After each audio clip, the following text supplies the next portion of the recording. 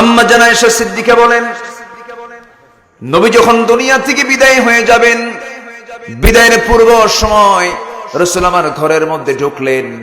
আমি রাসূলকে আমার ঘরের মধ্যে ঢুকায় নিলাম। আমি নিজেকে ধন্য মনে করি। আম্মা আয়েশা বলেন, আমি 9টি কারণে শ্রেষ্ঠ। কয়টি কারণে? 9টি কারণে। এর মধ্যে অন্যতম হলো, নবীজি তার শেষ নিঃশ্বাস ত্যাগ করেছেন আমার ঘরে। আমার চোখের সামনে তিনি দুনিয়া থেকে বিদায় নিয়েছেন।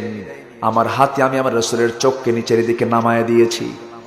রাসূল যখন দুনিয়া থেকে বিদায় নেবেন, আম্মা জান আয়েশা বলেন, নবীজি আস্তে করে আমাকে বলছেন, আয়েশা, আমার মাথা কেমন যেন ঘুরপাক খাচ্ছে, প্রচন্ড মাথা ব্যথা হচ্ছে, প্রচন্ড জ্বরাক্রান্ত, আমাকে একটু শোয়ার ব্যবস্থা করে দাও। আমার নবীজি করলেন কি, শুয়ে পড়লেন। বালিশ নিয়ে আসা হলো। রাসূল বলছেন, আয়েশা, বালিশের প্রয়োজন নাই, তোমার উরুটা বিছায়া দাও। উরুটা বিছায়া দিলেন। রাসূল উরুর উপরে মাথা রাখলেন। ওইদিকে বেলাল আজান দিচ্ছে। বেলাল যখন আজান দিচ্ছেন, আমার নবীজি বলছেন, ওরে আয়েশা, বেলাল তো আজান দিয়ে দিল, মসজিদের দিকে রওনা দিয়ে দেই। কারণ ইমানদারের দিল লটকানো থাকে কিসের সাথে বলেন? রজুলুন কলবুহু মুআল্লাকুম বিল মাসাজিদ। এক বচন না বহু বচন, যেখানেই মসজিদ সেখানে দিল লটকানো। জোরে বলেন সুবহানাল্লাহ।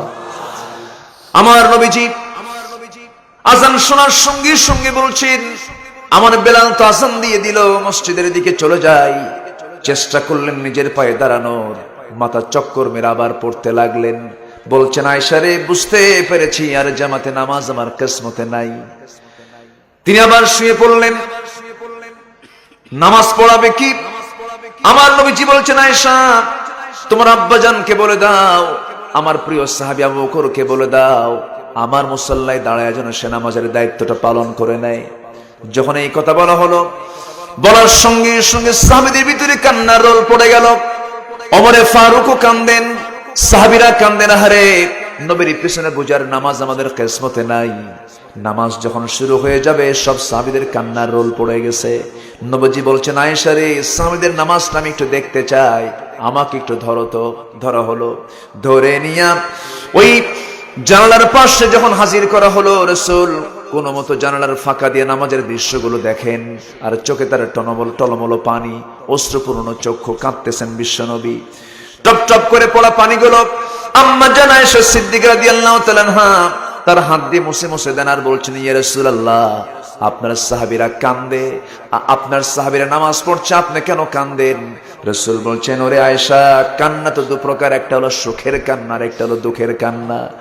আজকে আমার এই কান্নাটা দুঃখের কান্না নয়, এটা আমার চরম আনন্দের কান্না। কারণ এই নামাজ কায়েম করতে গিয়ে আমাকে তায়েফের ময়দানে মার খেতে হয়েছে।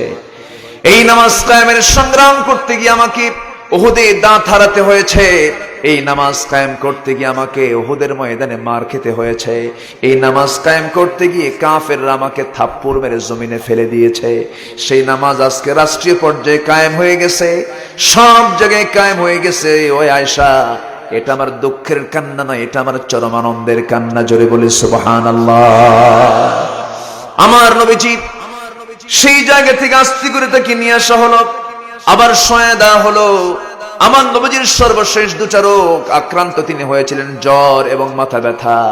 নবীজি দুনিয়া থেকে বিদায় নেবেন, এমন সময় বলছেন, আয়েশা রে, আমি তো দুনিয়া থেকে বিদায় নেব, দেখো তো আমার কলিজার টুকরা ফাতিমা কোথায়? ফাতিমাকে ডেকে আনা হলো। নবীজি ফাতিমার দিকে চাওয়া মাত্রই কান্না থামাতে পারেন না। ফাতিমাও কান্দেন, রাসূলও কান্দেন। রাসূল বলছেন, ফাতিমারে কান্নার প্রয়োজন নাই, কেঁদো না, আমার দিকে চলে আসো। কানের মধ্যে মুখ ঢুকায় বলছেন, আমার মৃত্যু হবে কিছুক্ষণের মধ্যে, তুমি আমার মৃত্যুর উপরে তুমিও দুনিয়া থেকে আমার পরপরই বিদায় নিয়ে নেবে।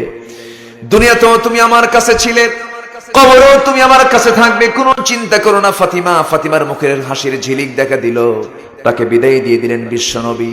আমার নবীজি দুনিয়া থেকে বিদায় নেবেন, এমন সময় বলছেন, আয়েশা রে, মুখটা কেমন যেন দুর্গন্ধ মনে হচ্ছে, আমাকে একটা মেসওয়াক এনে দাও। মেসওয়াক এনে দিবেন কেমনে? তিনি তো তাকে শোয়া রাখছেন, তার উরুতে মাথা রাখায় শোয়া রাখছেন।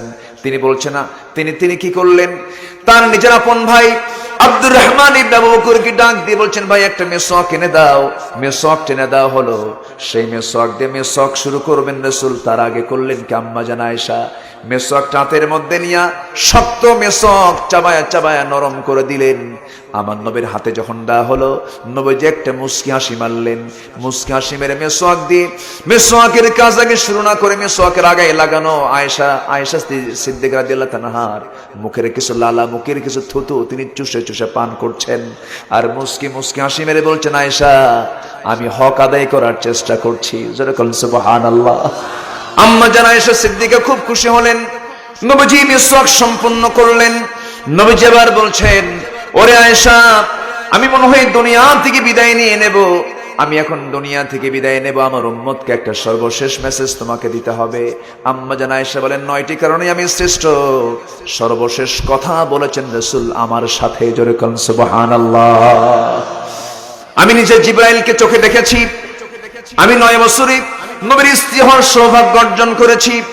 আমি আয়েশা যখন নবীর সঙ্গে একই বিছানায় শুয়ে থাকতাম, সেই সময় জিবরাইল ওহী নাজিল করতেন।